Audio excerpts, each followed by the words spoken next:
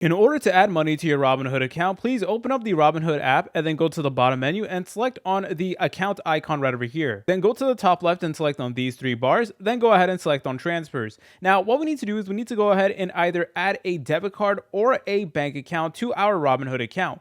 And then using that, we can go ahead and actually add money to our Robinhood account so that we're able to purchase stocks, etc. So basically, what you want to do is you want to go ahead and scroll down until you see the section called linked account. Okay, and once you see linked accounts, you'll see this button that says add new account. So please go ahead and press on it right over here. And then from there, you can add either your debit card or your bank account. So this is 100% up to you. So you can go ahead and choose the account type. So I personally added in my debit card, but you could also add in your bank account. If you're going to add your bank account, that is going to take a little bit. So it typically takes 4 to 5 business days. So unfortunately, this isn't something that you could just do in one night. It does take a little bit of time. Obviously, Robinhood needs to verify the information and stuff like that. You could also add a debit card, but you will need to also verify that as well, which again also does take a couple days. So I know it's a little bit unfortunate, guys, but again, Robinhood just wants to make everything secure. So feel free to save this video and then you can use it later on once you've fully added your account. Okay, so once you have your linked account, whether that be a debit card or a bank account, go ahead and select on this button that says deposit. And I apologize if my screen is black right now. That is due to privacy reasons. But at this point,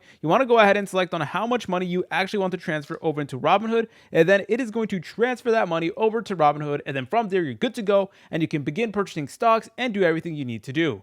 Remember, guys, make sure to invest safely and I'll see you in the next tutorial.